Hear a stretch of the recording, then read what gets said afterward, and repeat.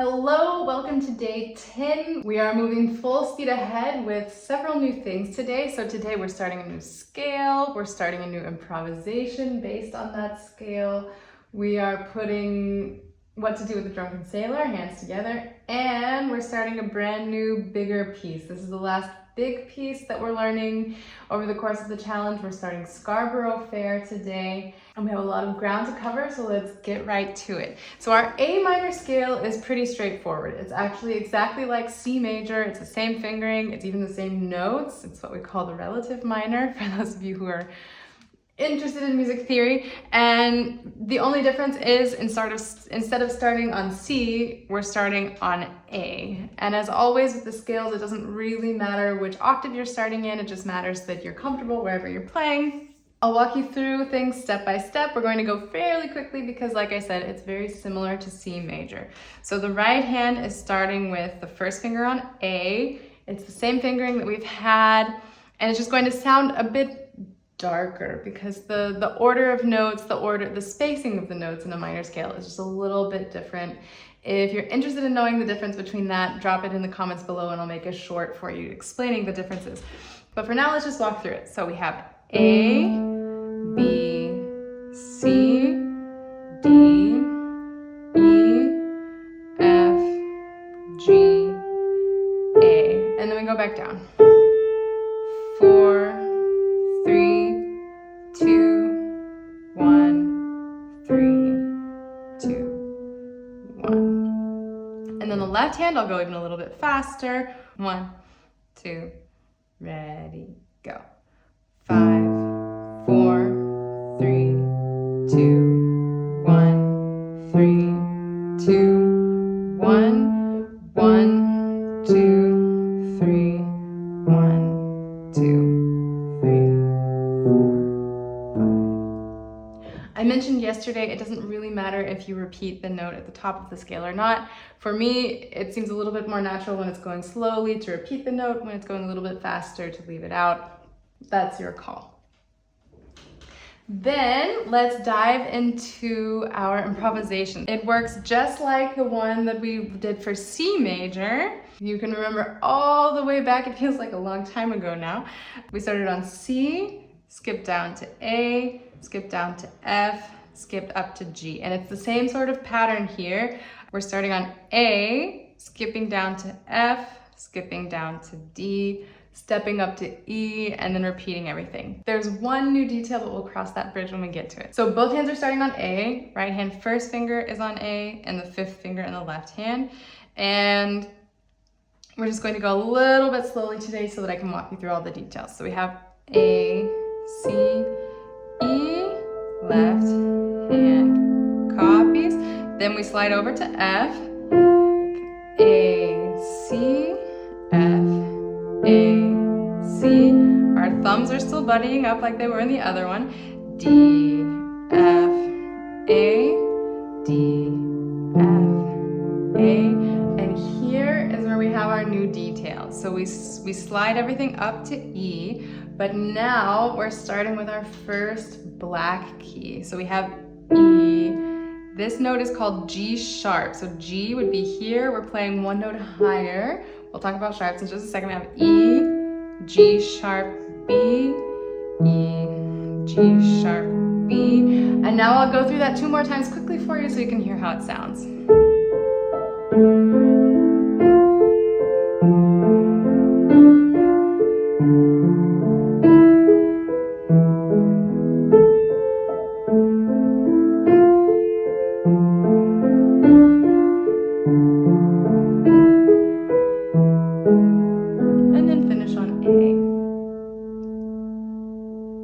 Minor is so nice. Minor has a little bit darker sound than major.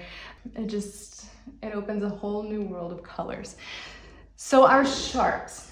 A sharp is noted in our music with a sort of hashtag looking thing. It's not a hashtag, it's a sharp. And a sharp means that it goes exactly 1 key higher. So instead of playing G, we're playing 1 key to the right, not the next white key. It's almost always a black key. It's not 100% of the time a black key. But for now, just know that it's the black key to the right of G. That's our G sharp. Just to do a quick little quiz for you. So it's always the next key exactly to the right. If we want D sharp, our D is here, D sharp is there. If we want F sharp, F is here, F sharp is there. If we want B sharp, B is here, B sharp is here. It's an extremely uncommon note. We almost never see it, especially in the early phases of piano. It's going to be a long time before you really have to worry about what on earth B sharp is. But what's important is that you know that it's not always a black key. Let's jump right in with our rhythm drills. Both of them today are in 3/4 time. Both of them have a couple of dotted rhythms. Here on the first slide, we also have a tie. And especially this first one will be very helpful for Scarborough Fair, which we're starting later today. So if you want to repeat the first one a couple of times, that's never a bad idea. And let's just dive right in. So 1, 2, 3. 1, 2, 3. 1, 2, 3. 1, 2, and 3. 1, 2, 3. 1, 2, 3. That was maybe a little fast. That's probably around the speed that we'll be taking Scarborough Fair at the end once we've practiced it and it's ready to go. But maybe let's do that one more time a little bit slower. 1, 2, 3. 1, 2, 3. 1, 2, 3. 1, 2, and 3. 1, 2, 3. 1, 2, 3. And here we're alternating dotted rhythms with just straightforward quarter notes.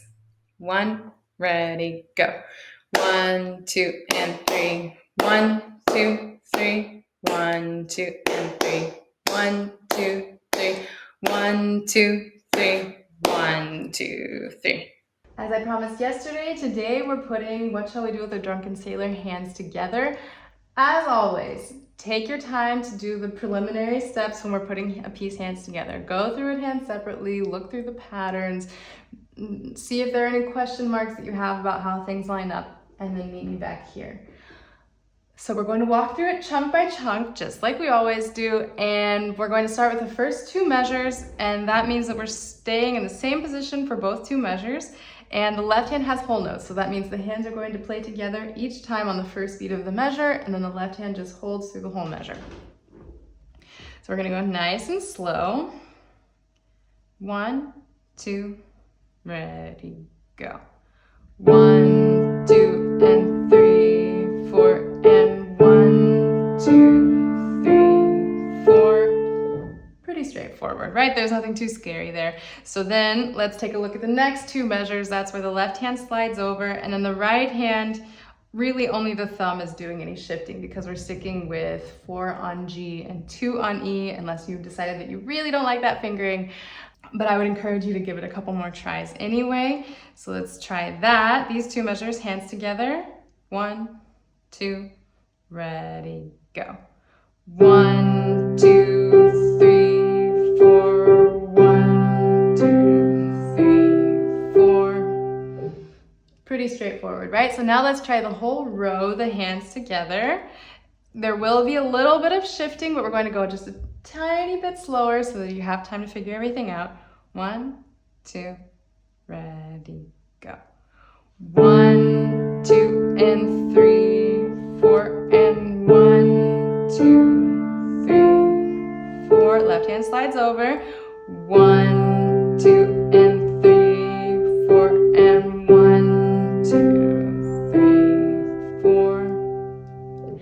Then the next little chunk might be a little bit complicated just because of this switching in the right hand. So we're going to do that, just these 2 measures slowly once, and then like we talked about yesterday, we're going to back up to measure 4 and do those 3 measures all together so we have that transition also. Because the biggest thing here is getting that transition down. If you get that transition down, you're going to be fine playing the hands together. It's just a matter of ironing everything out. 1, 2, ready, go. 1, 2, and 3, 4, and 1, 2, 3, 4.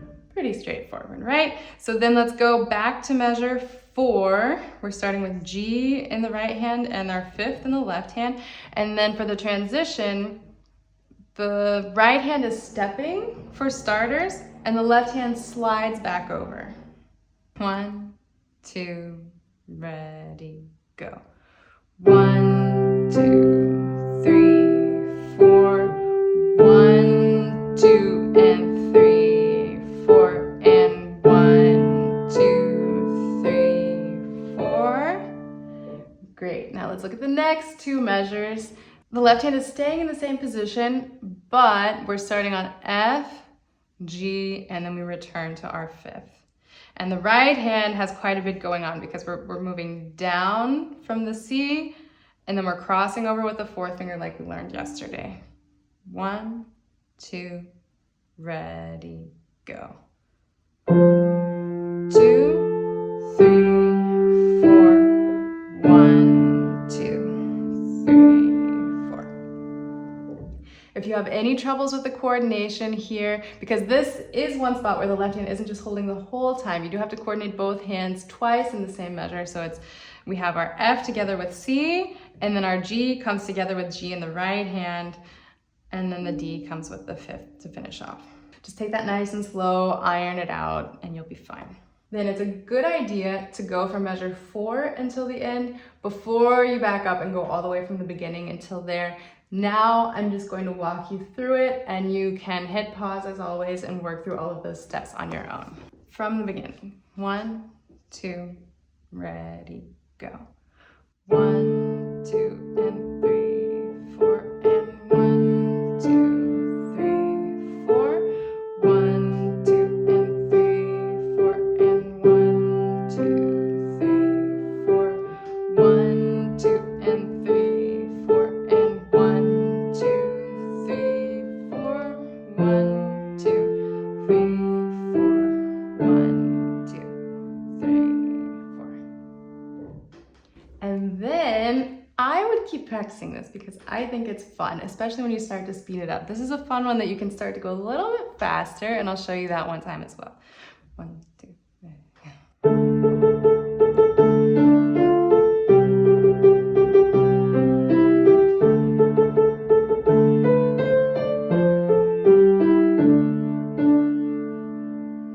And then you can start to mix in variations and go even faster and to start to do patterns in the left hand, and you can really be creative and have fun with that one. So I would encourage you to keep working on that even beyond the scope of this challenge, because I think it's just a fun chance to be a little bit creative.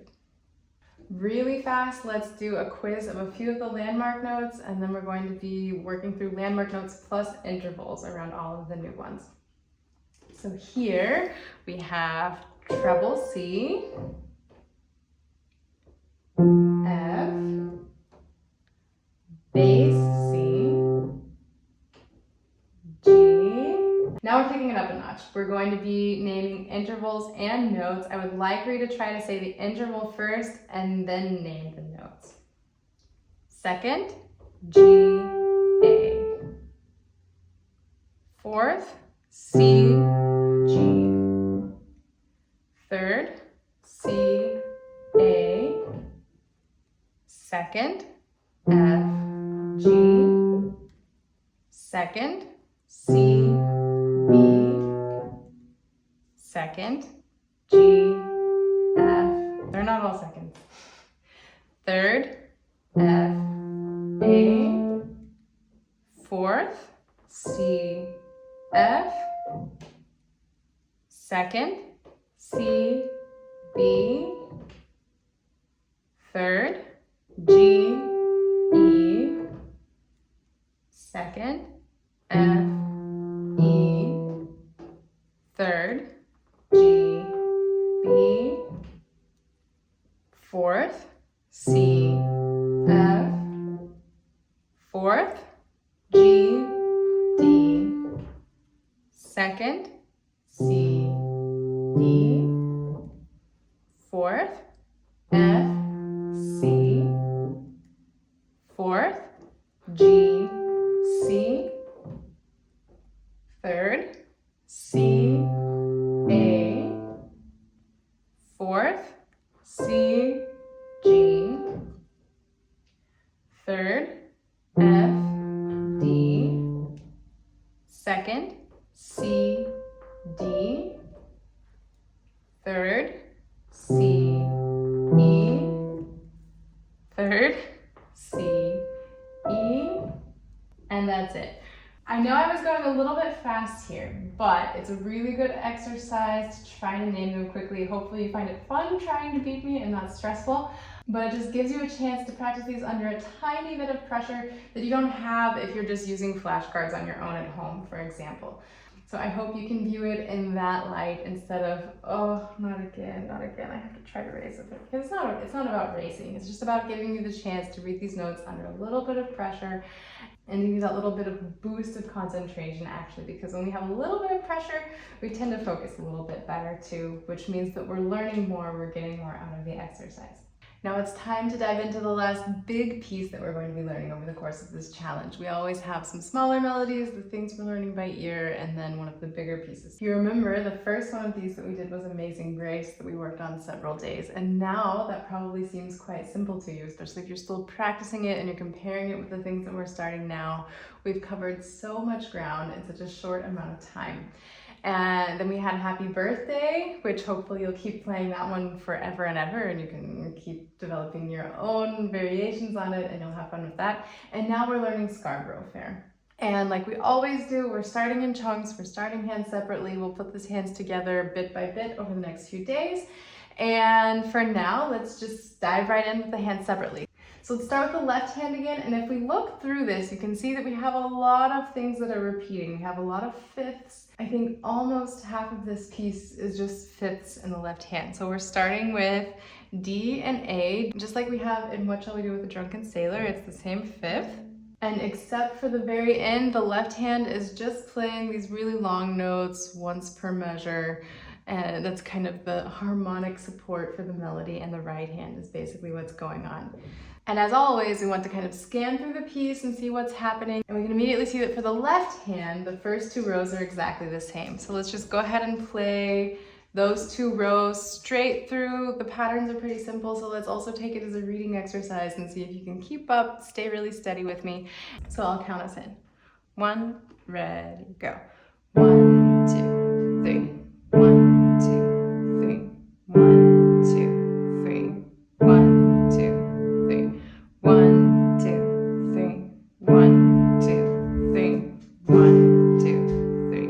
1, 2, 3. Pretty straightforward. That's something similar to what we've had in a lot of different pieces by this point. And then the last two rows are also, it's a lot of D and A or single notes or this fourth, D and G, like we had in the beginning also. The only exception is this stepping pattern at the very end. Let's do the last two measures, really three measures, because the last note is tied. So we're starting on G and we step down. So 1, ready, go. G, F, E. And what might be a little bit tricky there is going from the single notes back to the fifth. But let's just do that one more time together. 1, ready, go. G, F, E, fifth, 2, 3, hold, 2, 3. If you have any troubles with the coordination there, just go nice and slow, work through it a few times until you get used to this transition from single notes back to a chord. And after a few repetitions, you should be fine. If you have any problems there, drop it in the comments below or send me an email. I'm happy to brainstorm with you what could be going on. And now let's do the last two rows all the way through. So it starts a lot like we had in the beginning. We have 2 fifths, then followed by 2 Fs, followed by a G, fifth, fourth, G, F, E, fifth. 1, ready, go. 1, 2, 3. 1, 2, 3. 1, 2, 3. 1, 2, 3. 1, 2, 3. 1, 2, 3. 1, 2, 3. 1, 2, 3. 1, 2, 3, 4, 5, 6. Then the right hand is a lot more active here. We have a lot more going on rhythmically. We have a lot more going on with fingerings. We're really breaking out of a 5-finger pattern. We're not sticking to just this initial position that we're starting in. So let's walk through this bit by bit. We'll start with the first row. This is pretty straightforward. And the rhythm you're familiar with from our rhythm section before. 1, ready, go. 1, 2, 3, 1, 2, 3, 1, 2, and 3, 1, 2, 3, and then it's tied into the next measure. But we're just going that far for starters. So do that a few more times. You're probably familiar with the melody, the rhythm, this dotted pattern we're also fairly used to by now. We've seen that several times. And once you've practiced that, let's move forward. So we have this really long D on the thumb, and then it actually goes into the next row. It's tied into the first beat. And then what we want to do is we're jumping over to A with the second finger. And we're not trying to stretch. You don't need to worry about doing any sort of this stretching business. It's a little too far for that, and it's really fine if you just lift and move over there. It's much more comfortable, much more effective musically also. So we have this D, let's go ahead and start there, just holding it. 1, 2, 3, 1, 2, 3, 1, 2, 3, 1, 2, 3, 1, 2, 3, 1, 2. That also runs into the next row. Except for the transition to the new position that we have for the hand, it's quite simple also. It also sticks to a 5-finger pattern. It's just a different 5-finger pattern than where we started. But now things are starting to get interesting. So we've landed on this G. We're holding this G from the line before. And it starts just kind of stepping and skipping its way down. I'll walk through it once and explain everything as I go, and then we can try it out together. So we have D, D2, D, C2, A, G, until there, everything is really standard. And then, just like we did in What Shall We Do with the Drunken Sailor, we're crossing over with the 4th finger. 3, 1. So let's do that together, nice and slow. Let's go ahead and play that G so that we have the right transition, and I'll count us in 1, 2, 3, 1, 2. We start with the D on 3. 1, 2, 3, 1, 2, 3, 1, 2, 3, 1, 2, 3, 1, 2, 3, 1, 2, 3. That gets us to the last row, and here we finish the 3rd row with the thumb on C. We start the 4th row with the thumb on D. And it's the same thing that we had before. It's just lift and move. It's the same finger. We don't have the option of stretching, but the fingering that's written in your score is correct. I do want you to use the thumb on C and then the thumb on the D in the next line. I'll show you the fingering here once also, because the fingering at the very end does look a bit strange, I will admit. So we're starting D2, A, G2, F, C, D.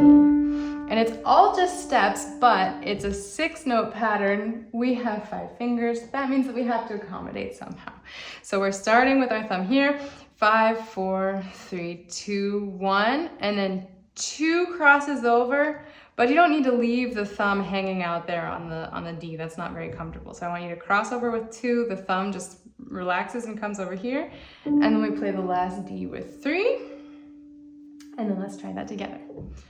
So let's go ahead and start from the C at the end of the 3rd row. 1, 2, and then, so let's just play it before we start. Let's count in and then hop over, right? So we're on C. 1, 2, 3. 1, 2.